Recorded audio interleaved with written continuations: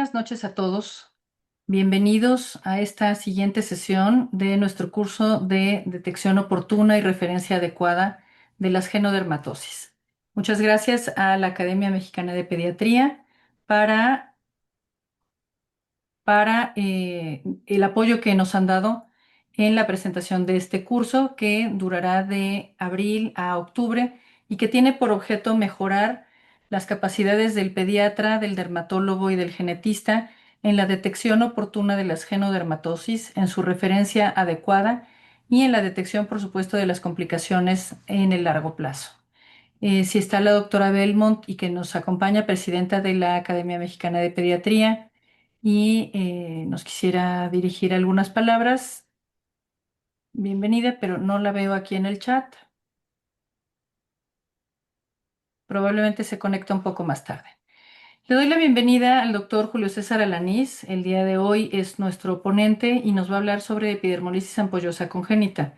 El doctor Julio César Salas Alanís es dermatólogo con un interés extraordinario a lo largo de muchos años para el diagnóstico molecular y el tratamiento de los pacientes con epidermolisis ampollosa. Además, es miembro de la Academia Nacional de Medicina, de la Academia Mexicana de Ciencias e investigador nacional SNI2, y le agradecemos muchísimo, Julio, que nos acompañes platicándonos de tu amplia experiencia, tanto como clínico, al mismo tiempo como investigador y como docente en relación con epidermolisis ampollosa. Entonces, te doy la palabra, Julio. Muchísimas gracias. Es todo un honor tenerte con nosotros. Y por favor, utilicemos el chat de manera pertinente, únicamente para preguntas. Recuerden que no es necesario pasar lista con su nombre y correo. Gracias, Julio. En primer lugar, quiero agradecer a la Academia Mexicana de Pediatría, a la mesa directiva y en especial a Tirena por esta invitación para hablar de mi experiencia a través ya de 30 años de trabajar con pacientes con epidermolysis bullosa congénita y la importancia de expresar nuestros casos clínicos, nuestra experiencia es simplemente para ayudarnos a entender esta difícil enfermedad, a esta complicada enfermedad por el tratamiento que es multifactorial, a todos los síntomas que tiene. Y bueno, gracias a todos ustedes por estar aquí y vamos a comenzar simplemente con cosas muy básicas y muy sencillas. ¿Cómo debemos actuar ante un recién nacido con ampollas? Obviamente uno como dermatólogo no está presente en ningún parto y los genetistas tampoco. Entonces, ¿quiénes reciben a estos bebés? Pues son los ginecólogos y los pediatras neonatólogos. Obviamente, cuando existe un paciente que nace, regularmente la epidermolisis bulosa congénita se puede desarrollar las ampollas y las lesiones en las primeras 48 horas de vida. Inicialmente a veces no se presentan cuando está a través del canal de parto, que es donde sufre muchísima presión y es ahí donde puede haber lesiones en los sitios de roce como manos, como pies, como rodillas y como cara. Sin embargo, a veces se presentan a las 48 horas o a las 24 horas y es cuando el problema viene con los médicos que están trabajando con el paciente o con la enfermera. A veces los papás creen que los pacientes fueron quemados en la incubadora o fue quemada por la enfermera cuando lo metió al baño. Sin embargo, hay que analizar que existe una gran cantidad de diagnósticos diferenciales de esta enfermedad cuando se nace. Es decir, hay que saber que existen enfermedades infecciosas como el herpes congénito que presentan ampollas y erosiones en todo el cuerpo. Obviamente habrá formas de diferenciarlo con algunas técnicas de PCR u otras formas. También la piel escaldada del estafilococo, el síndrome por esta bacteria, al igual que inclusive lo que es el pemfigoide ampolloso inclusive, que puede ser heredado por la mamá, el pemfigo vulgar también. Y también actualmente hay trastornos congénitos o genéticos como los trastornos de la diferenciación epidérmica, en este caso la ictiosis, e inclusive la incontinencia pigmente. Ustedes pueden ver en los extremos de la diapositiva donde está la mamá con el bebé. A un lado existen una diapositiva que es una mastocitosis bulosa congénita. En este caso, el paciente me fue referido para analizarlo, pensaban que era una epidermolysis bullosa, pero cuando analizamos el caso clínico en forma más sencilla o más práctica, nos dimos cuenta que era una mastocitosis, es decir, hasta las mastocistosis bulosas congénitas pueden presentarse como una epidermolysis bullosa. y debajo de ella existe un paciente con síndrome de Kidd, que en este caso las ampollas estaban en las manos y en los pies, y cuando hicimos el estudio genético, bueno, nos dimos cuenta que era un síndrome letal de Kidd. Es decir, no todas las ampollas cuando nace un bebé son epidermolysis bullosa. Y la pregunta es, bueno, ¿y para qué me sirve descartar estas enfermedades con la epidermolysis bullosa? Porque cada vez estamos conociendo más de la enfermedad a nivel nacional y estamos viendo más casos clínicos. Y la pregunta, ¿tiene alguna importancia de hacer el diagnóstico específico del tipo cuando nace?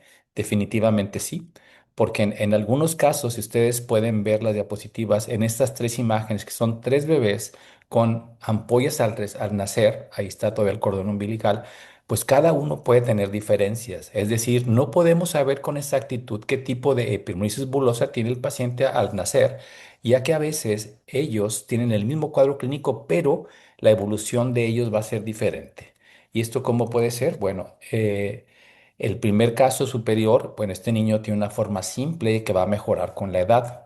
El que está debajo del mismo va a morir porque tiene una forma letal de unión. Y finalmente, el que está a un lado es una forma distrófica, pero va a sobrevivir, pero con muchísimo daño a nivel de ampollas, a nivel de piel, con posible cáncer de piel en la vida adulta. Y esto es importante que podamos valorar cómo debo tratar a un recién nacido con este tipo de enfermedades. Diagnósticos diferenciales los mencionamos previamente, entonces hay que estar muy alertas cuando el pediatra nos llame, dermatólogos, o cuando el ginecólogo nos pida alguna interconsulta. Es muy importante hacer un rastreo de las diferentes enfermedades que pueden ser confundibles. Y la pregunta, bueno, vamos a hablar del tema y la cuestión es, ¿en qué es esta enfermedad, Julio? ¿En qué consiste las epidermolisis bulosas? Bien, este es un grupo de enfermedades genéticas, obviamente, mecanoampollosas. Se llaman mecanoampollosas porque las ampollas son provocadas por el traumatismo mecánico, causadas por mutaciones en alrededor de 20 genes que afectan lo que es la epidermis y la dermis en la región subdérmica de la membrana basal epidérmica. Tiene ampollas espontáneas o simplemente al roce o al traumatismo que afectan piel y mucosas. En algunos casos pueden provocar deformidades en las manos y en los pies, o inclusive puede provocar alteraciones al caminar por las lesiones que hay en los pies y la unión de los dedos. El cuadro puede variar de lesiones muy sencillas, a veces no diagnosticables, hasta casos letales y mutilantes. Y la pregunta es, ¿cómo se ven los casos clínicos cuando nacen? Bueno, esto es extremadamente muy sencillo. Una disculpa, perdón, voy a ir a la anterior. Aquí estamos. Las lesiones pueden estar en la cara, simplemente al pasar por el canal de parto, el bebé puede tener este tipo de ampollas. Cuando usamos lo que son los pañales, con las adhesiones que tienen los propios pañales o con el roce de la cuna o al cargarlo, podemos provocar estas lesiones en las pompis. Y el paciente que está a un lado son dos manos con pseudosindactilia, y esto se ocurre por las ampollas repetidas que están en las manos que están haciendo que se fusionen los dedos y finalmente la mano forma este guante de box y esto adentro del guante de box están todos los dedos formados pero están unidos. Bien, estas son algunas imágenes clínicas de las lesiones a nivel de la epidermolisis bulosa. ¿Cuántos casos hay en el mundo? Bueno, se cree que hay medio millón de casos en todo el mundo y se cree que hay un nacimiento, hay un paciente por cada 50.000 nacidos vivos. Sin embargo, en Estados Unidos dice que hay 19 o 20 casos por cada millón de nacidos y en Europa 1 a 10 casos. En México realmente tenemos muy pocos estudios estadísticos de esta enfermedad.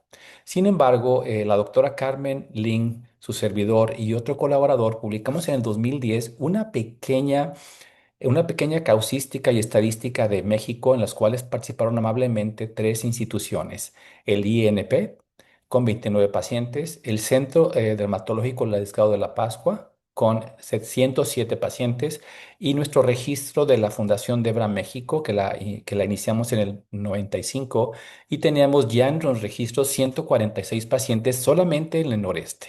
Y aquí pueden observar ustedes que en su momento, en el 2010, la mayor parte de los pacientes pertenecían o eran de tipo distrófico.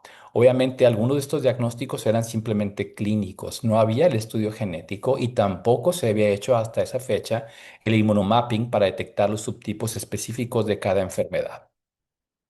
La pregunta es, ¿A qué se debe esta enfermedad? Bien, pues al momento de que los genes deciden no producir proteínas de unión en la epidermis, provocan las ampollas, que en la forma simple están en forma intraepidérmica en la célula basal de la epidermis. Si ustedes observan esta biopsia preciosa de una epidermis, en la cual empezamos a ver aquí unos espacios claros arriba de estas células pigmentadas con melanina, bueno, aquí se está iniciando la primera ampolla en las formas de tipo simple. Cuando la ampolla se localiza en la región de la membrana basal, se llaman de unión, y en la membrana basal es la pequeña membrana que está atando a la epidermis en la parte superior con la dermis en la parte inferior. Finalmente están las formas distróficas que se encuentran muy cerquita, muy debajo de lo que es la membrana basal epidérmica y son fibras de colágeno 7. Es importante mencionar que en esta estructura se llevan a cabo la mayor cantidad de ampollas y de lesiones en estas enfermedades. Sin embargo, recientemente, ya hace algunos 20 años, se agregó la forma mixta o de Kindler. Y en esta las ampollas pueden estar localizados en la epidermis, en la dermis o inclusive en la membrana basal epidérmica.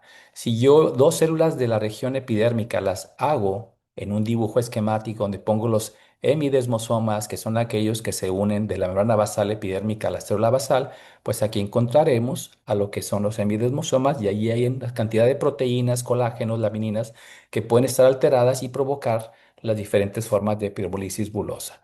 Si yo esto lo traspolo y hago un dibujo más o menos molecular en la membrana basal epidérmica, bueno, encontraremos que el colágeno 7 se encuentra en la parte inferior de la membrana basal epidérmica y hacia arriba están todos aquellos componentes que de una u otra forma, si existe una alteración genética que no los produce, provocaremos las diferentes formas de las epidermosis bulosas simples. ¿Cuál es la proteína que está enferma o que está afectada en las formas simples? Regularmente la queratina 5, la 14, así como la plectina.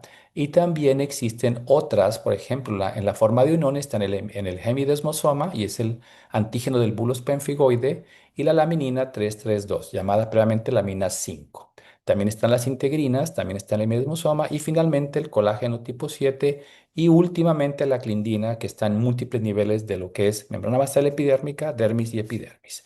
Eso es una introducción muy sencilla de lo que es la alteración epidérmica cutánea de las enfermedades. Muy bien. Si estamos hablando de alteraciones genéticas, a veces es importante mencionar algunos temas que fueron vistos previamente en algunos cursos de genética que ustedes, los genetistas, saben muchísimo más que yo. Las mutaciones son muchísimas y son diferentes y afectan todos los tipos de epidermolisis bulosa. Cuando tenemos una mutación sin sentido o stop codon, que es cuando se para automáticamente la lectura del marco genético, pues simplemente no hay proteína en la membrana basal o en la parte de la epidermis y si no hay una proteína que tenga la función de pegamento, habrá ampollas. Cuando estos de tipo de stop codon que no hay colágeno 7 en las formas distróficas, pues son las más graves. También existen hay mutaciones de empalme y estas mutaciones de empalme regularmente hay un salto de codón o un salto de exón y hay una retención de lo que es el intrón. Y esto es importante mencionarlo porque en la publicación primaria que hicimos de las epidermolysis bulosas en México encontramos que había unos pacientes que había una pequeña alteración que se brincaban lo que son los nucleótidos erróneos y había la producción de colágeno. A pesar de que había una propuesta de que el caso iba a ser muy grave, pues no, había una forma, un fenotipo moderado y son los casos más comunes que se localizan en el noreste del país. Esta mutación 2704 inserción de una G es la más común en el noreste de México y aquí tenemos un gen ancestral. Hay grandes lesiones y obviamente si hay muchas lesiones el cuadro es extremadamente grave.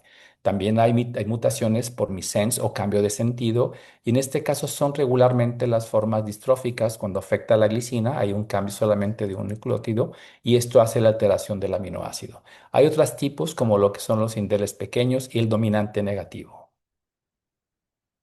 De la mutación al fenotipo clínico. Obviamente las mutaciones son las que van a dominar el cuadro clínico de cada enfermedad. Regularmente en las formas simples comentábamos previamente que la queratina 5 y 14 son las que están alteradas. Hay que recordar que estos son los componentes principales de los filamentos que están en el citoesqueleto de la célula.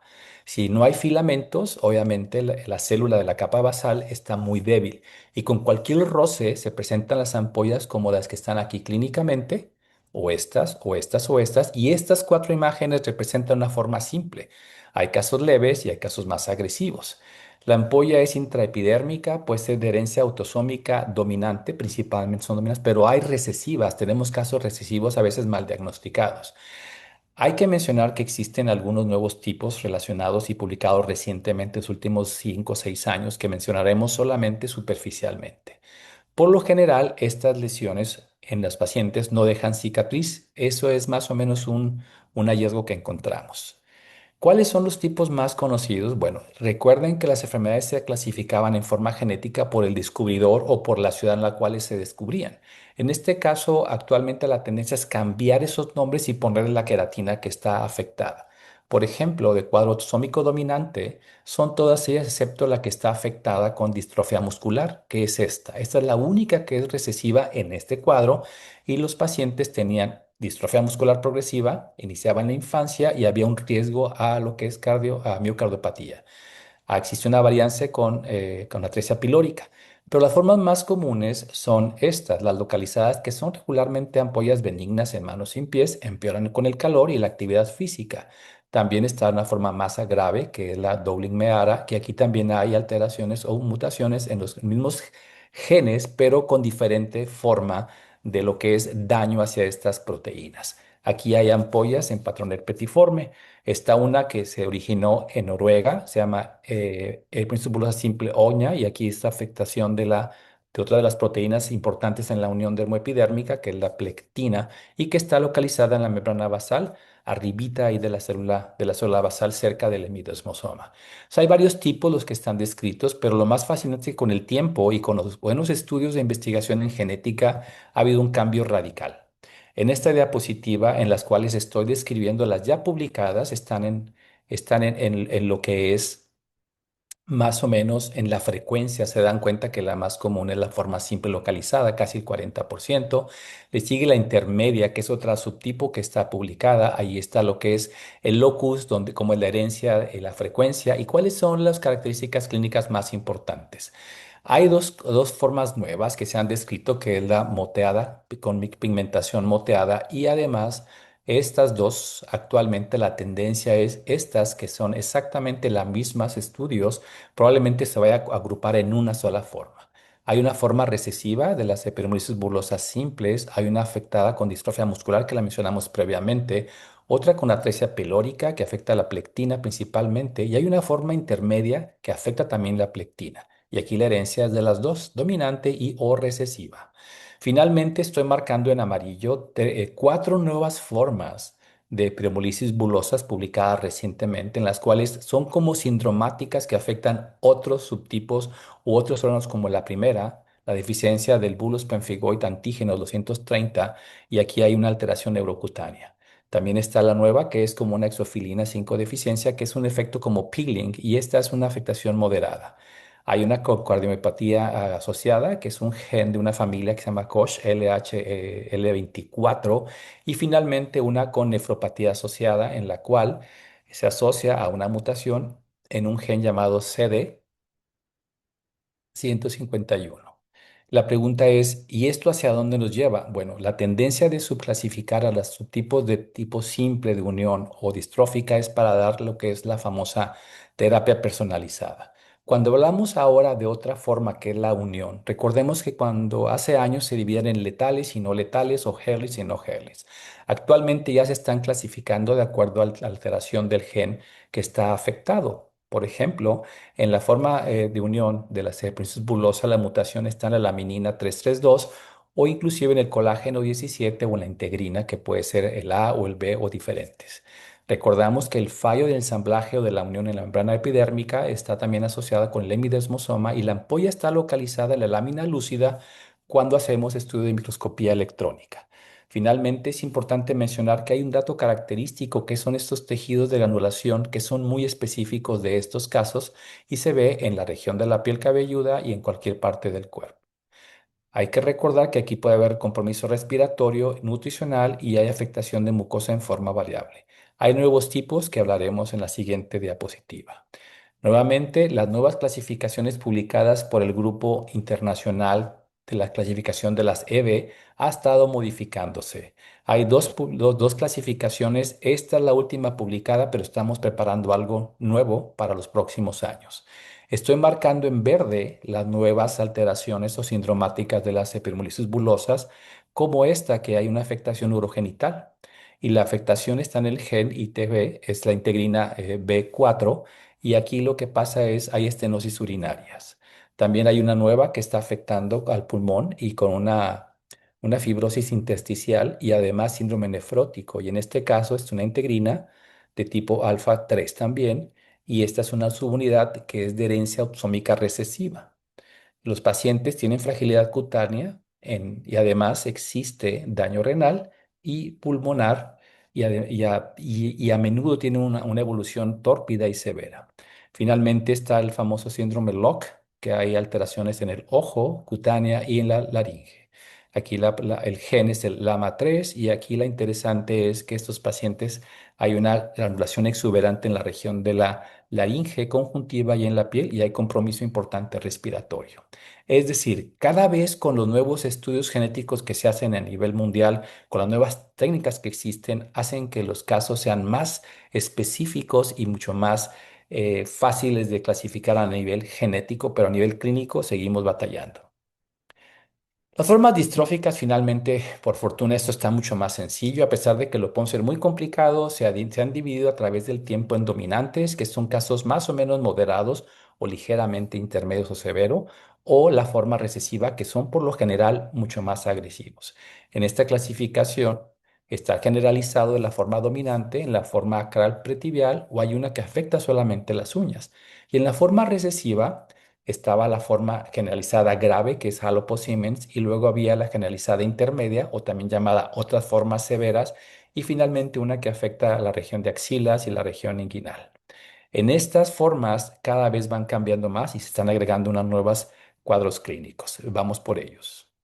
Esos son pacientes de su servidor, de las asociaciones que hemos trabajado en conjunto y el día de hoy me llegó el paciente que está el papá hacia un lado y luego el bebé. En este caso, el papá tiene la enfermedad moderada pretibial y el bebé tiene en la región de los pies y en las manos. Empezó el día de hoy, no hay estudio genético y vamos a ver qué hacemos con él. Hacia abajo hay un cuadro muy grande de un pedigrí donde hay una pirámide, Chichén Itzá, y luego hay una fotografía de Nueva York.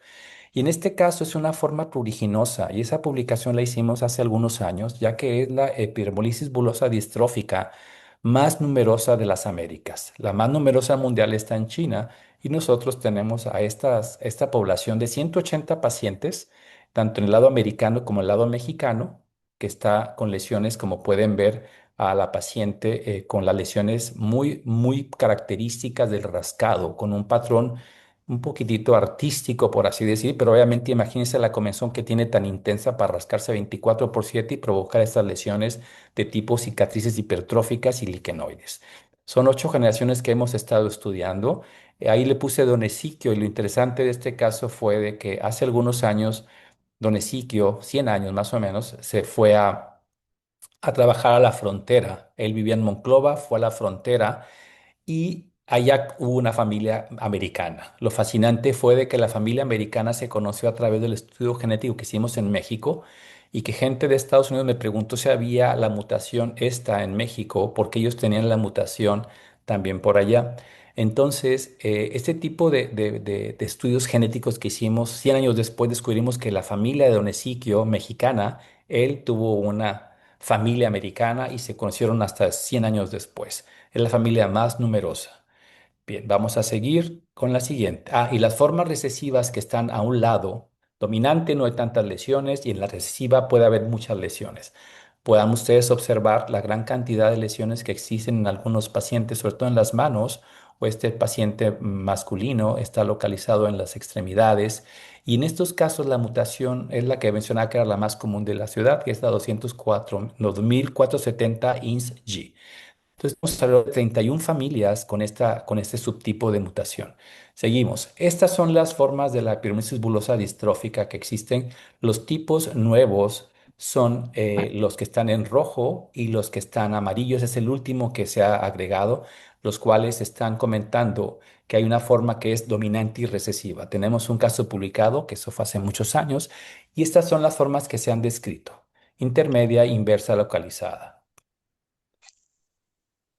Mencionábamos las fotografías anteriormente, son muy comunes, son ampollas en la forma dominante, en la rodilla y en las extremidades. Hay mucha comezón y el tratamiento con dupilumab ha visto un buen resultado con ellos con el purito. Las formas recesivas, sabemos que hay ampollas en todo el cuerpo, como en este paciente que está localizado en la parte inferior. Y aquí el paciente tiene esta lesión característica hiperqueratósica enorme que corresponde a un carcinoma espinocelular, que desgraciadamente es la causa más común de muerte en las formas distróficas severas, y las manos hacia abajo de la fotografía del cáncer.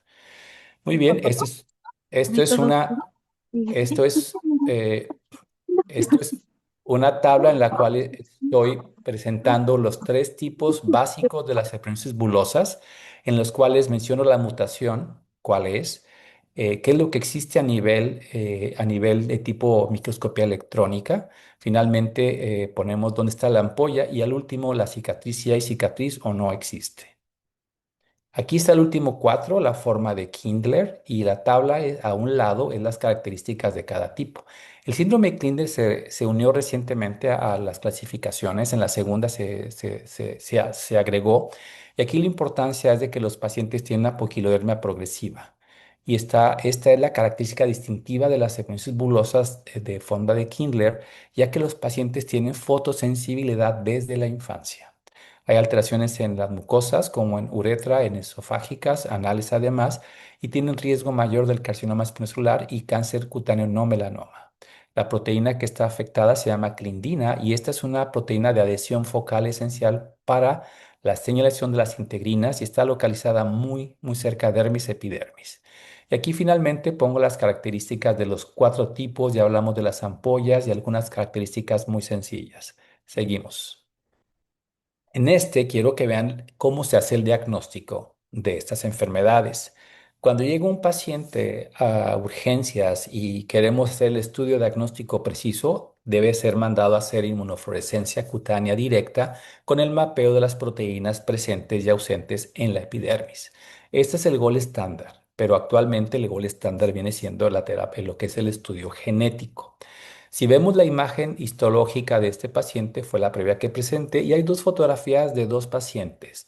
La de arriba es una paciente que tiene algunas ampollas y la biopsia teñida con inmunofluorescencia está teniendo el colágeno 7 y está muy presente.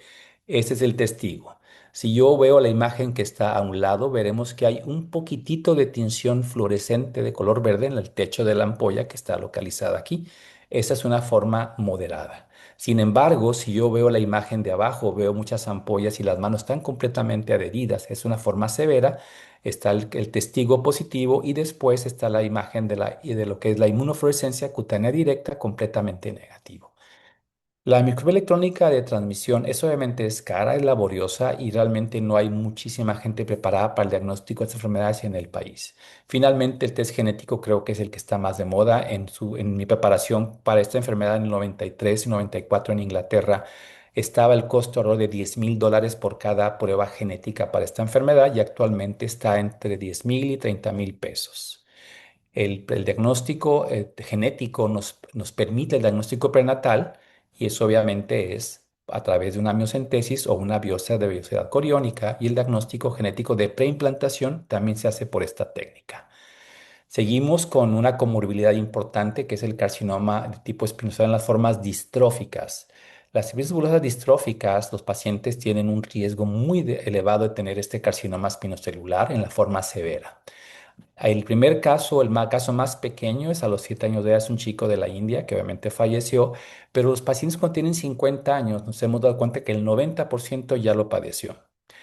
Esta es la causa más común de muerte en pacientes con las formas distróficas severas. En la fundación que hemos dirigido a través de estos años, hemos visto a más de 40, 50 pacientes, muchos de ellos con un triste desenlace. En estas imágenes ustedes están viendo en la porción superior cómo se puede observar el carcinoma espinocelular. costras, lesiones de aspecto verrucoso, úlceras muy grandes y la fotografía donde está dos rodillas, donde hay una que le falta la extremidad. Esta paciente es la paciente más longeva con esta enfermedad y que ha sobrevivido al cáncer alrededor de ya de 30 años.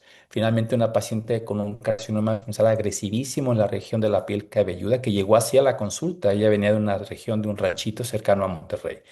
Y abajo es el típico caso cuando tenemos un paciente, le damos seguimiento, que llegan en etapa muy tardía por falta de comunicación con nosotros o simplemente se pierden. Y aquí se ve la evolución de tratamientos múltiples.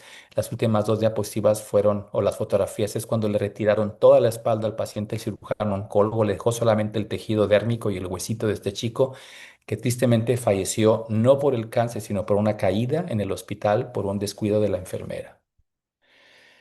El carcinoma sinovial puede ser muy difícil de diagnosticar. Se sugieren revisiones cada 3 6 meses de los pacientes y aparecen principalmente en sitios de roce en extremidades como manos, pies o en cualquier parte del cuerpo se puede encontrar. ¿Cómo se presenta? Como una úlcera crónica o una herida que no sana, una úlcera dolorosa, nódulos, bolitas o elevaciones que el paciente refiere nuevos.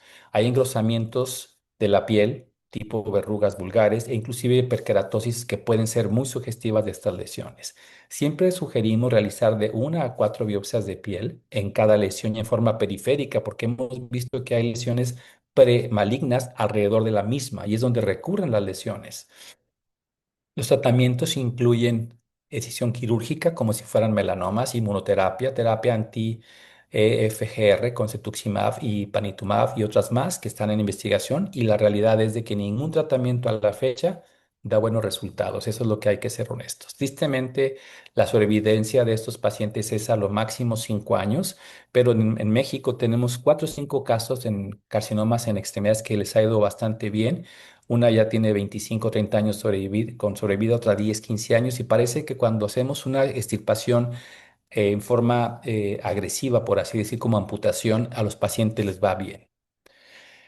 Eh, ¿Por qué es tan agresivo el carcinoma espinocelular y por qué es tan difícil de manejo? Porque hay muchas cosas que no hemos todavía entendido. Hemos hecho trabajos de investigación en los últimos 20 años ofreciendo especímenes de nuestros casos, pocos casos, y los han inmortalizado y hemos encontrado cosas muy interesantes. La infección recurrente, las bacterias, no, a la ausencia del colágeno 7, el aumento de factores de necrosis, interleucinas, el epitelio hace que se vaya, la transición de las células de la epidermis hacia la dermis es más facilitada porque no hay la unión que hace que esto se evite. Hay una inflamación de células T que están fallando, no responden a las células malignas y las mutaciones frecuentes en el TP53 hacen que esto sea más agresivo y más fácil de metástasis. Es importante la vigilancia de los pacientes por dermatología pediátrica, y hay que biopsiar a los pacientes en cualquier herida que no sane por más de 1 a 2 meses. Esto es algo bastante difícil ya que no es fácil de hacerlo porque los pacientes a veces no pueden acudir porque están muy, muy lejos. ¿Qué más tienen los pacientes con las formas distróficas? Bueno, estenosis. El hecho de glutir y estar alimentándose, desgraciadamente, pueden tener hasta de 3 a 5 estenosis en los esófagos. Son imágenes de algunos de los pacientes. Y en este chiquitín de apenas 7 años de edad ya no podía deglutir. Entonces, estas estenosis a veces son tan severas que el paciente tiene que hacerle cirugía para poder, por así decir, cirugía de gastrostomía o alimentarlos con sonda para que puedan sobrevivir. Esto está perfectamente ya conocido. Las dilataciones con el balón guiada con fluoroscopía está indicada, pero la recurrencia al año casi siempre es la regla. En la otra imagen hay un paciente adulto que tiene una estenosis en la región inferior del esófago y hay una gran acalasia, algo que no se ha descrito o no hayamos visto nunca. Otro hallazgo, otra comorbilidad es la anemia. Y la anemia es frecuente porque los pacientes sangran por las heridas y esta anemia también se debe a que la médula ósea está agotada. Hay mala alimentación, no hay calorías, no hay proteínas. Además, se pierde mucho hierro. Las opciones que brindamos es el hierro oral, pero es poco tolerado ya que provoca gastritis y constipación. El hierro intramuscular se puede hacer, la eritropoyetina, pero si no hay una buena nutrición en el paciente, la anemia es un característico alteración laboratorial y hay guías terapéuticas que nos orientan a decir qué le tengo que hacer al paciente si tiene anemia. La transfusión también es correcta, pero hay que recordar que estos pacientes sobreviven con anemias de 7 o 8 o hasta 4 o 5 día a día por la cuestión de que ellos se acostumbran a vivir con bajo hierro. Diagnósticos diferenciales, aquí viene un poco la complicación con mucha información, pero trataré de ser breve y preciso y conciso. En los neonatos vienen siendo todos estos, que ya hablamos de algunos de ellos: el síndrome de piel escaldada por estafilococo, en el impétigo ampolloso, la incontinencia pigmenti, el herpes simple neonatal, aplasia cutis congénita, la mastocitosis que mencionamos en la publicación de nosotros, el pénfigo neonatal y la dermatosis IgA lineal son partes de las formas neonatales que tenemos que saber. Espero que esta conferencia se grabe para que leamos con paciencia y poco a poco podamos aprender todo de lo que se debe de hacer. Y si es un adulto, Julio, ¿qué tengo que pensar? Bueno, un pemphigoide ampolloso. Las lesiones son semejantes, pero aquí la inmunistoquímica, o mejor dicho, la inmunofluorescencia era el diagnóstico diferencial. Esto es muy fácil de hacer. Su servidor hice dermatopatología e hice inmunofluorescencia cutánea en Inglaterra para aprender un poco de todo esto. Y aquí la técnica de inmunofluorescencia cutánea directa con antígenos y anticuerpos para estas enfermedades son muy fáciles de hacer. La forma adquirida de las epinecias ampollosas también se hace con inmunofluorescencia. El pénfigo vulgar, el cuadro clínico es un poco diferente, la ampolla no está tensa. De herpetiforme hay que diferenciarla de los epinecias bulosas en los adultos. Porfiria cutánea tarda, ampollas por fricción, ictiosis adquiridas y finalmente las queratodermas palmoplantares, llamadas actualmente trastornos de la diferenciación epidérmica o de queratinocitos. Entonces, las diferencias de cada grupo los voy a dejar pendiente, no me quiero gastar todo el tiempo aquí porque hay muchas cosas más que presentar. Complicaciones clínicas y seguimiento. Bien, pues esta enfermedad, las formas distróficas o algunas formas de unión, pues afectan todo el sistema. De ahí que la importancia que se hagan grupos multiespecializaciones, porque el paciente puede tener las lesiones gastrointestinales, como los mencionamos anteriormente, hematológicos por las anemias crónicas, trombocitosis reactivas frecuentes en los pacientes graves. No hay coagulopatías, curiosamente, hay mucha anemia en los pacientes crónica y ferropénica. A nivel renal puede haber nefropatía IgA, puede haber estenosis del meato uretral en la forma de Kindler, puede haber afección vesical en Kindler y en ocasiones puede haber inclusive amiloidosis secundaria.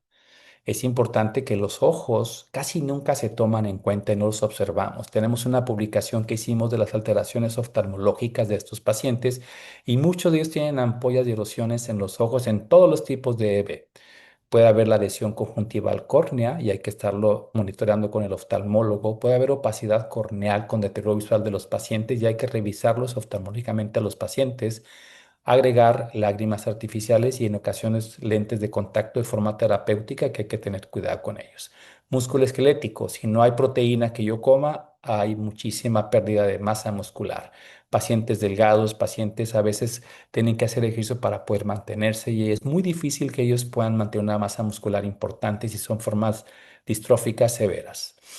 Lo más grave son las manos, que les imposibilita para abrir una puerta, para agarrar la cuchara, para agarrar un lápiz. Y es donde sufren mucho los pacientes porque no son aceptados en las escuelas desde la forma estigmatizada que tienen hasta las contracturas que tienen en los tobillos, en las rodillas, en las muñecas. Y esto los hace de un fenotipo especial. Hay osteopenia y osteoporosis y baja de vitamina D. Fue publicado por el grupo de Chile. Tenemos que mandarlos a fisioterapia esencial. El problema es que estos pacientes a veces el dolor para extender los dedos es muy doloroso. Las cirugías hemos hecho más de 80 en Monterrey, lo hicimos en su momento hace unos 8 años en un estudio que hicimos con gente del tecnológico y hay que darles vitamina D, calcio y hay que estarlos constantemente revisando. Finalmente, el cardíaco con las nuevas formas que afecta al corazón, tenemos que estarlos vigilando. También hay deficiencia de selenio y otros productos importantes para lo que es el funcionamiento correcto del corazón. Más cosas importantes. La calidad de vida es tan tremenda en estos pacientes por el dolor, por la comezón, por el aspecto que dan, por la inmovilidad que tienen e inclusive por las heridas que se presentan. Hay mucho rechazo de ellos. Cuando uno le pregunta a un paciente qué es lo que más te duele, te dicen que lo que más te duele son la mirada de la gente cuando suben a un autobús o inclusive de la propia familia. Es importante mencionar que la calidad de los pacientes siempre es dramáticamente mala, pero curiosamente, a veces los cuidadores tienen una calidad de vida peor que los propios pacientes. La salud mental de algunos pacientes se asocia con depresión, ansiedad, mal sueño, el prurito, y estos pacientes a veces intentan ir a terapia psicológica, pacientes y cuidadores. Esto es extremadamente importante. El dolor es un síntoma central que hace que los pacientes en ocasiones se hagan adictos a los opiáceos y a la morfina. En el país, en México, no hay tanta tendencia a darles analgésicos de este tipo a los pacientes. Manejamos con cosas sencillas, paracetamol, Tolac, cosas básicas para que no hagan esto, o le damos terapia colateral, música, alguna cuestión de tipo relajación, algo que se distraigan. Actualmente con los celulares los chicos están felices 24/7. La otra cuestión importante es la comezón, como comentábamos previamente, el soporte nutricional. Es importante que estos chicos se alimenten correctamente. Desgraciadamente, por las estenosis y las ampollas en boca, comen muy mal. Tenemos que darle papillas de licuados con proteína para poder mantenerlos. Y en este caso, la gastrostomía es necesaria, más que la sonda nasogástrica. Es mucho más fácil la gastrostomía para que esos chicos puedan comer. Hay que monitorizar la albúmina, la vitamina D y la vitamina B12. Finalmente, la herida es algo básico y es algo extremadamente importante para que los pacientes puedan tener las heridas limpias y no se nos infecten. Hay que recomendar apósitos no adhesivos, Mepitel, Mepilex y otros más que hacen que los pacientes puedan tener una calidad de vida un poquito mejor. La escuela, algunos chicos estudian desde la casa, otros iban a la escuela. Tenemos en las asociaciones Debra y la Son Mis Salas, que es la que estamos actualmente trabajando, licenciados, contadores e ingenieros. ¿Qué hemos escrito en México respecto a la calidad de los pacientes? Pues muchísimas cosas. Tenemos artículos de investigación ya publicados. Hicimos una tesis de un estudiante de psicología y hablamos del estrés y calidad de vida de los pacientes con EB. Hemos hecho dos estudios de severidad de afectación de la boca con un estudiante que tenemos en Nápoles, Italia, y hemos hecho estudios de dolor, de ansiedad y de depresión, y hemos medido la calidad de vida en pacientes. Y hicimos este protocolo con la gente de Australia para hacer unos cuestionarios para ver cómo les va. También tenemos artículos de calidad de sueño y sobre todo comezón. Manejo convencional. ¿Qué es lo que hacemos normalmente? El manejo convencional, además de la alimentación, el cuidado de las heridas, pues tenemos que darles tratamientos especiales. Y aquí les estoy escribiendo o poniendo cuál es el manejo de la ampolla, las capas de contacto. Hay que evitar adhesivos. Lo que son los tafetanes están prohibitivos. Hay que cuidar las infecciones de los pacientes, cultivarlos. Hicimos un trabajo de cultivos a nivel de México. ¿Qué bacteria estaba más frecuentemente encontrada en estos pacientes? Y obviamente fue el aureus, pero además encontramos mucha cándida en estos pacientes, demasiadas cándidas. A veces la higiene no es todos los días, desgraciadamente. Hay que manejar las ampollas, la ampolla se punciona y se deja el techo. No se quita el techo porque puede servir como apósito, y si quitas el techo hace que el paciente pueda perder más líquido y pueda hacer una cuestión de índole infección o que siga extendiéndose. El baño es muy importante. Se recomienda que se duchen en agua tibia con un poco de cloro para que esto quite las bacterias de tipo estafilococo. Hay que secar suavemente al paciente con golpecitos sin tallar. Los apósitos cuando se retiran son muy dolorosos. Se recomienda que el baño sea en un sitio tranquilo, con poca luz, con velas o con algo de aromaterapia o música para que el niño se pueda relajar, o con sus juguetes. ¿Cuáles son los tratamientos quirúrgicos que se deben de hacer? Bueno, dilatación esofágica, que ya lo mencionamos, pseudosindactila de las pacientes con la mano, la gastrostomía, que ya se comentó. El injerto cutáneo se ha hecho, lo hicimos en Monterrey en pacientes que operamos de las manos, pero era doblemente doloroso. Le dolía el injerto que le quitábamos en la pierna y en la mano que le aplicábamos el injerto. Dilatación anal por las estenosis se hace con un gastroenterólogo y la cirugía oftalmológica. ¿Cuáles son las terapias aprobadas y específicas? Aquí viene lo más difícil y lo más duro de escuchar. Hay medicamentos que ya están aprobados por la FDA, que obviamente al país no han llegado. El Villudec, esa es una nueva cosa nueva, que es una terapia génica tópica con el virus del simple. Nada más para que se den cuenta, el costo de 15 gramos está en $25,000. $500,000 por 15 gramos. Esta crema o este gel se debe aplicar por el médico dermatólogo una vez a la semana o 2 veces. Pero con esos costos es imposible. Actualmente hizo de muy famoso Leo, que es un paciente de España, que fue a lo que fue la Comisión de Diputados de Europa y le autorizaron, por lo menos a él y a algunos niños más en Córdoba o en Sevilla, el uso de lo que es este producto. Ellos ya lo lograron. Está el Filsubex, que son triterpenos de abedul, de un árbol. Ese me tocó trabajar en el protocolo. Pero chéquense el precio, 8.500 € por 10 tubos de 34 gramos. No contamos con este apoyo. Finalmente, algo que realmente es risorio y realmente fuera de cualquier persona de muchos países está el Sebaskin. Y en este caso, una terapia génica solar autóloga y el costo es 3,1 millones de dólares por tratamiento. Y la pregunta, Julio, ¿y esto funciona? Hay que esperar y hay que ver. En 1994, que estaba trabajando yo en Inglaterra con el doctor John McGrath, decía el Grupo Mundial de Investigadores que en 10 años íbamos a estar listos para curarlos. Era el 2004, no se hizo. 2014 no se hizo. 2024 no se ha hecho. La cura es muy difícil por la dificultad de la enfermedad misma, por las alteraciones genéticas y tantos genes que están alterados. Actualmente está en Netflix un documental que se llama Es solo cuestión de tiempo o It's Matter of Time, y es acerca a un cantante y estos pacientes y se habla del futuro y de los tratamientos que existen y de la esperanza que tienen los chiquillos en los chiquitos en curarse, que esperemos que sea pronto. Eso es lo más común que podemos utilizar en el día a día. La vaselina o la parafina blanca se puede utilizar y es relativamente económica. Se pone en una gasa estéril la vaselina y se pone arriba para que no se pegue. A puestos de silicona, el Mepitel o el Mepilex tiene 8 a 30 dólares por apósito. Lo que son las pomadas con antibióticos tópicos son relativamente baratas. Hay que tener la capacidad de utilizarlas cuando hay infección. La plata iónica, el apósito, el Bepilex argentafil, ese se usan las heridas crónicas, ya están los costos. ¿Cuáles son las agencias de investigación tópicos? Bueno, existe lo que es lo que es la diacerina al 1%, que ya está en venta inclusive, y ya se puede para la forma simple. El sirolimus tópico, la gentamicina tópica, lo que es derivados de la marihuana para el dolor y para la comezón, y finalmente la crema con CDB.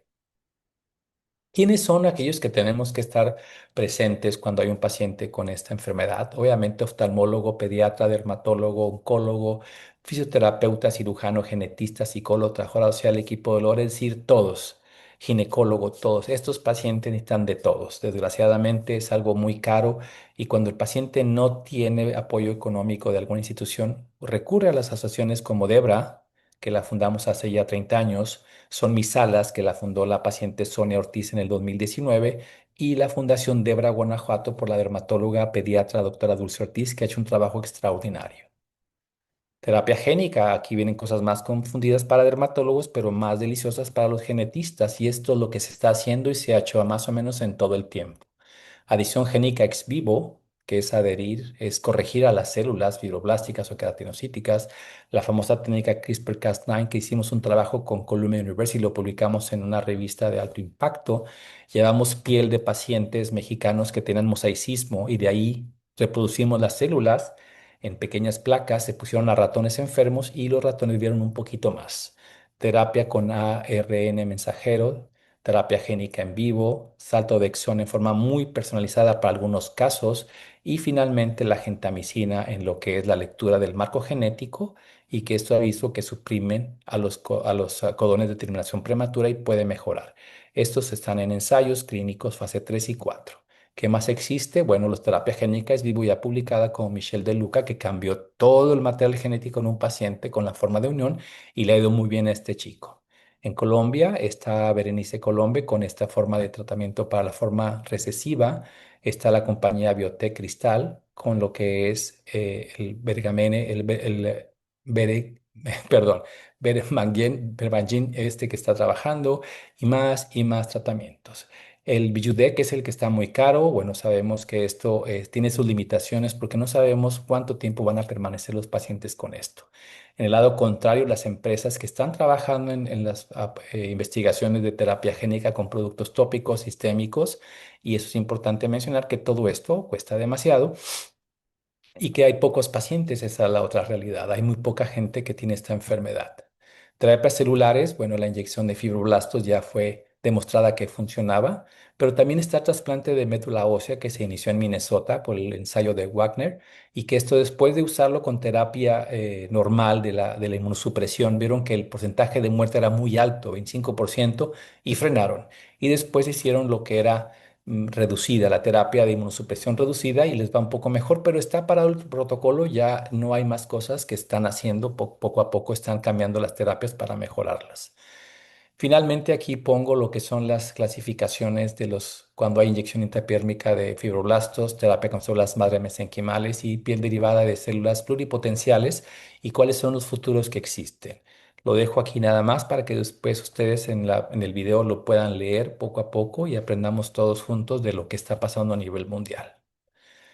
Medicamentos, esto es lo que viene. La terapia con medicamentos biológicos para cortar lo que es la comezón, que se ha visto buenos resultados a la fecha y también se han utilizado para el carcinoma espinocelular, pero no con estados muy favorables que yo diga vale la pena utilizarlo, hay que hacer más estudios. El losartán como un agente antifibroso se está utilizando, la gentamicina que ya lo comentamos, el omigapil también está en protocolo de investigación y todo esto se fase preclínica y clínica. El colágeno recombinante tipo 7 para las formas distróficas se han inyectado, la timosina se ha puesto en forma tópica y todo esto que estamos viendo son ensayos y ensayos y ensayos y bueno, esto es un futuro que esperemos que los resultados lleguen pronto si hagamos algo bien y que sea efectivo para los chicos. Perspectivas futuras y conclusiones claves son las últimas diapositivas, son cosas sencillas. La tendencia es que la terapia debe ser de acuerdo a tu mutación y la ausencia o presencia de proteína en la piel. Actualmente la inteligencia artificial con herramientas digitales puede favorecer a trabajos mejores y esto puede hacer una simulación para hacer estudios en gemelos y de esa forma mejorar un poco la tendencia. Estrategias combinadas, corrección génica, más terapia celular, más inmunomodulación, más bioingeniería en heridas, viene también bastante para desarrollar investigaciones.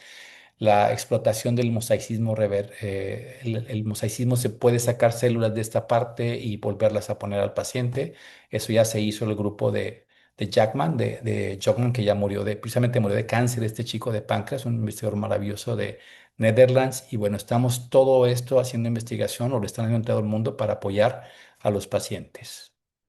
Las conclusiones y perlas respecto a lo que acabamos de hablar son las siguientes. Bueno, la prueba de inmunofluorescencia que tristemente en México no se hace. Yo monté dos laboratorios cuando regresé de Europa, uno en el hospital universitario, que de ahí trabajé una temporada y tuve que salir, me fui al TEC, puse otra y luego me fui a Estados Unidos a trabajar.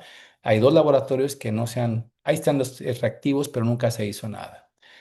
Esos son algunos resultados de que hemos mencionado a través de todo lo que es la conferencia, como el carcinoma espinocelular, los tratamientos de a base de tratamientos localizados con oleogeles, con abedules, y simplemente lo importante, creo que el acompañamiento al paciente con esta enfermedad es mucho más importante que todo lo que estoy hablando. A veces la empatía, uno como médico o de la familia, es más importante que cualquier cosa que podamos discutir en esta conferencia, porque el rechazo que le damos a ellos es extremadamente alto. Algo nuevo que estamos haciendo es, me siento muy afortunado por haber sido elegido este año para reescribir con 23 investigadores en todo el mundo la nueva clasificación de la IBI. Esta nomenclatura que empezamos este año, ya arrancamos con lo que es el método Delphi, en la cual se lleva la votación para hacer cambios de nombres, qué se agrega, qué se quita, y bueno, me siento muy afortunado y les quiero compartir mi correo electrónico para las dudas o el Instagram, que ahí puedo comunicarme con ustedes para cualquier cosa que necesiten. Esta es la penúltima diapositiva y nuevamente quiero agradecer. Estas son algunas de las referencias bibliográficas y quiero agradecer enormemente a la Academia Mexicana de Pediatría, a su mesa directiva y a Elena por esta invitación. Si existe alguna pregunta o algún comentario, encantado de recibirlos. Muchísimas gracias a todos. Julio, muchísimas gracias por esta plática tan completa, tan redonda, diría yo, acerca de el manejo de los pacientes con epidermolisis ampollosa desde el recién nacido hasta sus complicaciones más importantes a lo largo de la vida. Muchísimas gracias. Hay algunas preguntas aquí en el chat. La doctora Andrea Carrillo dice, con respecto a los pacientes mexicanos, ¿qué terapias se utilizan en la práctica médica y cómo podemos asegurar el acceso a una terapia cuando el costo suele ser una limitante en nuestro sistema de salud? Pregunta muy interesante y realmente después de estar trabajando del 94 a la fecha con los pacientes de EB, es bastante difícil que las instituciones que conocemos en el país como IMSS, ISSSTE, les apoyen con inclusive las gasas y las vendas. No hay forma porque están carentes los pacientes de todo. Los pacientes andan navegando de una institución a otra. Las fundaciones que hemos logrado en su momento, que yo era el presidente, soy el fundador de Debra México, hicimos gran apoyo con instituciones privadas que apoyaron cirugías de mano, nos apoyaban con material. La Universidad de Nuevo León nos donó 1.200.000 pesos para hacer tratamientos de los pacientes de índole de cremas, tratamientos de cirugías de mano en el hospital universitario, tratamientos de dilataciones esofágicas. Ellos pagaron los estudios de radiologías de esófago. Es decir, en su momento que con su servidor dirigió completamente la asociación con un grupo de voluntarios, logramos conseguir muchísimas cosas. Desgraciadamente en el 2020 con la pandemia la asociación la tuve que dejar y se la pasé a una mamá de una paciente en el DF que ha hecho un trabajo extraordinario. Pero incluso la doctora Dulce, que está con Debra Guanajuato, ha hecho un trabajo maravilloso consiguiendo consultas, medicamentos. Su servidor tiene un grupo de médicos que trabajamos en forma gratuita por los pacientes con consultas dermatológicas, con nutrición, con psicología. Actualmente la Fundación Debra y la presidenta Setsuko están hablando con el Senado y con algunos diputados para tratar de conseguir algunos apoyos y que cada vez esta asociación o estos pacientes con enfermedades raras sean escuchadas por los senados y los diputados para conseguir apoyos. Yo estoy convencido que la constancia, la insistencia puede hacer que hagamos algo por ellos, pero obviamente la terapia génica en el país todavía no se hace. Tengo dos pacientes que mandamos a La Joya con el doctor Peter Marinkovic, que fue el que encontró o trabajó con el Bijudec, y es una familia de Perú y y una familia de mexicana. En su momento trabajamos con lo que es el oleogel de lo que era el árbol, el abedul, y en México no se autorizó, pero llevábamos a los pacientes a San Antonio. Es decir, estamos haciendo lo que podemos con los grupos somos tres grupos de asociaciones que apoyan a los pacientes con EB. Son mis salas, fundadas por una paciente, Debra Guanajuato, fundada por la doctora Dulce, y su servidor que fundó Debra México ya hace 30 años, 33 años. Muchas gracias, Julio. Yo creo que todos tenemos que reconocerte el enorme trabajo que has hecho a lo largo de todos estos años para atender a los pacientes que tienen epidermolisis ampollosa, que es, bueno, verdaderamente difícil en todos los sentidos. Y junto con otras enfermedades raras, pues no necesariamente se destina el presupuesto público para atenderlas en todo lo que requieren los pacientes. Una de las razones por las que se decidió instalar este curso de actualización y detección oportuna de las genodermatosis es porque ahí están los pacientes y todos nosotros en el sistema público y en el sistema privado podemos pensar que esas ampollas que tienen nuestros pacientes no son epidermolisis ampollosa cuando sí lo son y no derivamos a los pacientes a donde deben. O podemos pensar que las manchas café con leche no tienen importancia y no se avanza en el diagnóstico o en el tratamiento de estos pacientes. Entonces, quien está atendiendo pacientes directamente, pediatra, médico familiar, médico general, internista, geriatra, dermatólogo, dermatólogo pediatra y a todas las especialidades, nos toca reconocer las señales, los signos, los síntomas de las enfermedades genéticas de la piel y enviarlas a donde corresponde porque todavía no tenemos la cantidad de tratamientos que todos los pacientes requieren, pero cada vez hay más. Entonces, en la medida que nosotros hagamos llegar los pacientes al sistema de salud y a los pacientes los recursos que se necesitan, progresivamente les irá mejor. Y por supuesto que el enorme trabajo que has hecho a lo largo de todo este tiempo, recolectando intenciones y recursos de todas las instituciones, ha dado resultados para los pacientes que así lo han requerido en Debra y en otras áreas en donde tú has trabajado. Es una verdadera pena que no se destine desde el sistema de salud todo lo que estos pacientes requieren, pero insisto, nuestra tarea es fomentar los diagnósticos y por lo tanto empujar porque estas iniciativas lleguen cada vez más a tener el presupuesto desde la salud pública que se requiera. Hay otra Sí. pregunta aquí de la doctora Cervantes. En los pacientes adultos con epidermolisis ampollosa, ¿cuál es la vía de resolución recomendada de un embarazo, parto o cesárea? En la opción tenemos alrededor de unas 6, 8 pacientes que están casadas, que tienen vida sexual activa y que han tenido bebés. El paciente decide qué hacer. Las pacientes que tenemos que han tenido bebés por forma trabajo de parto son formas intermedias que no son muy agresivas. Regularmente estas pacientes tienen al bebé por parto normal, tienen las ampollas y las hemos curado. Algunas han decidido hacer la cirugía con la cesárea y obviamente el problema ocurre cuando le ponemos el parche o la sutura. Es cuando uno entra a apoyar a la paciente con una pequeña información que le damos a la paciente para que se lo entreguen a lo que es a lo que es el ginecólogo que la va a operar o el cirujano. Hay muchas mamás con bebés que son completamente sanos o pueden ser portadores del gen que el mamá la tiene cuando son de formas recesivas. Pero sí, realmente trabajar con los pacientes es bastante triste porque tiene la intención de hacerlo mejor, pero topas con instituciones que no apoyan, te topas con economías muy deterioradas y realmente a veces pues tenemos que apretarnos el corazón y ayudar en lo que podamos. Recientemente la doctora Dulce María Ortiz de Debra, Guanajuato y tu servidor fuimos a México a ver a 16 pacientes que lo reunió la señorita Sonia Ortiz, que es la presidenta, y esto fue autopagado, es decir, a veces uno tiene que poner su bolsa para poder hacer algo por ellos. Los estudios genéticos que hicimos en su momento, su servidor volaba con mi propio dinero, me pagaba las cosas y yo hacía que las universidades me lo hicieran gratis con John McGrath en Jefferson University, con Johnny Whitto. Todos los trabajos que hicimos de investigación se hicieron con la mejor intención de apoyar a los pacientes. La cantidad de cosas que brindamos y que dimos en gasas, materiales, cirugías, eventos, aviones. La gente no sabe lo que hizo Debra, pero Debra México en su momento que su servidor la manejó, hizo cosas hermosísimas. Hicimos una casa hogar que la gente tal vez nunca supo. Rentamos una casa, había 14 camas para pacientes que venían de todo el país, se operaban en el hospital universitario o en el tecnológico y ahí nosotros los manteníamos.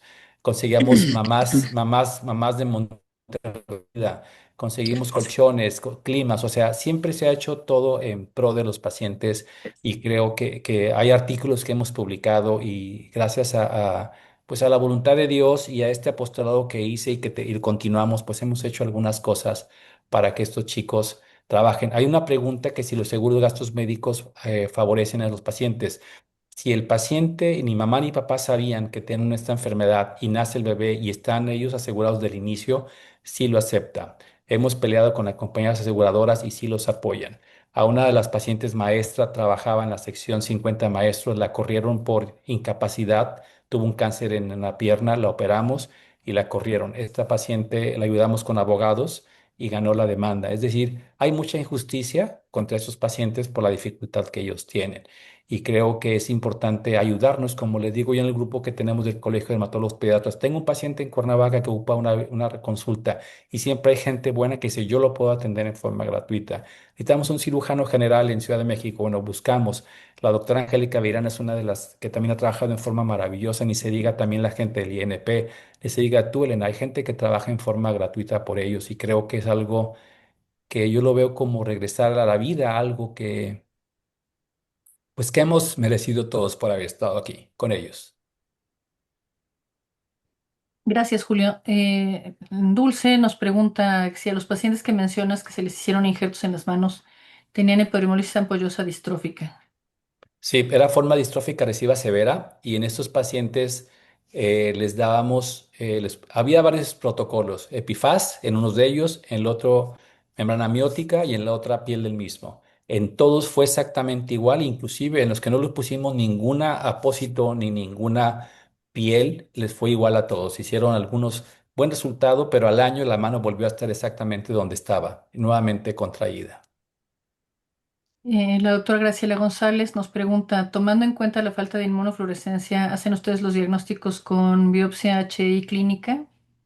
Regularmente es con historia clínica. La biopsia regularmente ya no se está haciendo o anteriormente teníamos un apoyo maravilloso de Inglaterra con John McGrath o de Nueva York con Angela Cristiano o con Jefferson, pero ya actualmente la economía de los países de ellos no están apoyándonos desgraciadamente. Lo hacemos con clínica principalmente y cuando hay dinero de la familia para hacer el estudio genético se hace con el estudio genético que tarda unos 10, 15 días en hacerse. Una más, en caso de tener un paciente diagnosticado, ¿cómo se puede canalizar a la fundación? La fundación son mis salas. Pueden mandarme un correo electrónico a drjuliosalas@gmail.com o en el Instagram @dermaJulioSalas y por ahí podemos comunicarnos para darles apoyo a la paciente o a la familia. Vamos regularmente una vez al año a ver pacientes al DF y tenemos una junta el último sábado de noviembre en Monterrey, donde hacemos la posada navideña y hacemos las consultas de nutrición, de dermatología y en ocasiones de cirugía plástica. Depende de los médicos que quieran acudir a ayudarnos. Creo que hay otra más. ¿Qué terapia, la doctora Yasmín Castañeda, qué terapia sistémica se está explorando para reducir la inflamación y mejorar la cicatrización en epidermolisis distrófica recesiva? Interesante pregunta porque los pacientes usan regularmente, utilizan ellos lo que es la prednisona a dosis baja de 5 miligramos o a 10 miligramos. Los pacientes leen, los pacientes adultos ya saben qué hacer. Entonces, no tenemos ningún protocolo. El losartán no lo estamos utilizando porque no hay nada fijo todavía que digamos estas dosis.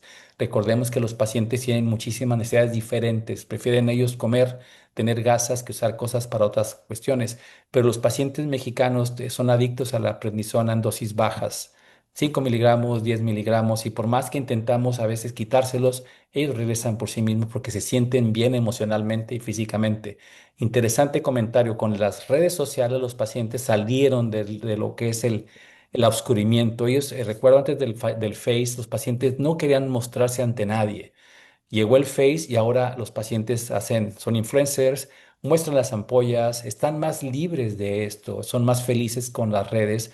Tengo una paciente que ya es una señora que vende conejos y ella está en redes sociales y vende conejitos y vende comida para conejos y vende huevos de gallo gallina. Entonces la gente ya está más acostumbrada a estos chicos, a verlos en la calle y a estar vendiendo y a estar trabajando. Esa es la realidad.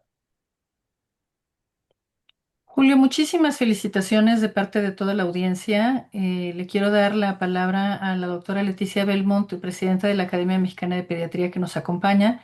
Nos ha encantado tu plática, creo que todos hemos aprendido mucho. Y ahorita que la doctora Belmont concluya, voy a dar un par de anuncios parroquiales. Leti, por favor. Sí. Pues doctor Julio, muchísimas felicitaciones tiene usted. Desde que me conecté, estar en los corazoncitos, las manitas y de todo, con excelente presentación. Ha sido para mí, para la Academia Mexicana de Pediatría, esta sesión ha sido increíble y ha sido un manjar académico, fruto de tantos esfuerzos, de tantos años, se ve reflejado en esta conferencia magistral, increíble. Muchísimas gracias. Nos ha compartido el trabajo de tantos años y yo creo que nos refleja y nos comparte esa motivación, esa pasión porque nos deja muy motivados y nos deja con muchas esperanzas para compartir a los niños. Hace una semana estaba yo en Iguala en unas cruzadas quirúrgicas que organiza la Academia Mexicana de Pediatría y pues tenía que estar ahí en lo que llegaba, que si llegaba la gobernadora o no, que nunca llegó. Yo pues dije, voy a estar ahí. Yo me dedico a las enfermedades raras y se hizo un cartel para pacientes no diagnosticados de enfermedades raras, di consulta y una de las consultas que di fue una paciente precisamente con esta, con este padecimiento de 14 años que pues la contactamos ahí con Debra para que pudiera ser no ya el papá había empezado a buscar un poquito, pero no tenían algún contacto. Y yo tampoco lo conocía a usted directamente. Recientemente en otro evento, pues conocí a alguien que está conectado con esto. Entonces, podría haber sido algo muy raro, pero pues me tocó ahí en Iguala y pues yo creo que esta era de las sesiones que no me quería perder porque pues quería aprender y la verdad no terminé de aprender porque hay mucho más que aprender, pero lo que nos deja de veras mi reconocimiento, mi felicitación. Toda la mesa directiva de la Academia Mexicana de Pediatría reconoce su trabajo. Además, queremos también reconocer esta iniciativa de la doctora Elena Vidaurri, que es una apasionada de todo esto y que esta sesión ha sido porque pues ella pues estructuró todo este curso de genodermatosis para todos con mucho cariño, con mucho compromiso, con mucha pasión. Muchísimas gracias. Y pues le dejo la palabra a la doctora Elena Vidaurri, no sin antes invitarlos al Congreso del 75 aniversario de la Academia Mexicana de Pediatría del 15 al 17 de octubre en el Hotel Bel Air. Muchísimas gracias y felicidades. A todos los que se conectaron, también muchas gracias. Muchas gracias, doctora.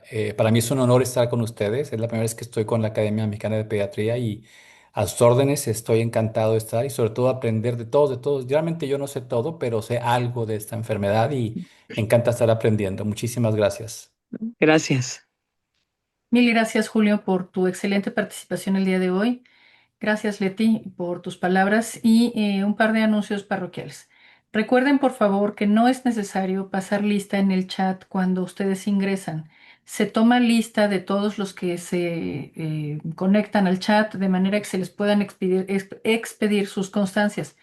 Usemos de manera juiciosa el chat para las preguntas. Si todos lo llenamos con buenos días, buenas noches, soy el doctor, la doctora, de verdad se pierden las preguntas y nos perdemos la maravillosa oportunidad de preguntarle al experto cómo resuelve un problema en medio de pasar lista. Segundo, alguien hizo rayones sobre la presentación. Le ofrezco una disculpa al doctor Julio Salas. Por favor, no rayen las pantallas. Esto es con la finalidad de que las sesiones se queden grabadas con la mejor calidad para todos ustedes. Si alguien lo hace por accidente, por favor no lo haga. Si tenemos a alguien infiltrado, lo vamos a sacar en cuanto nos demos cuenta. Muchísimas gracias a todos por su asistencia el día de hoy. Nos vemos la siguiente semana. Hasta la Gracias. próxima. Buenas noches. Felicidades y Gracias. gracias. Bye. Gracias.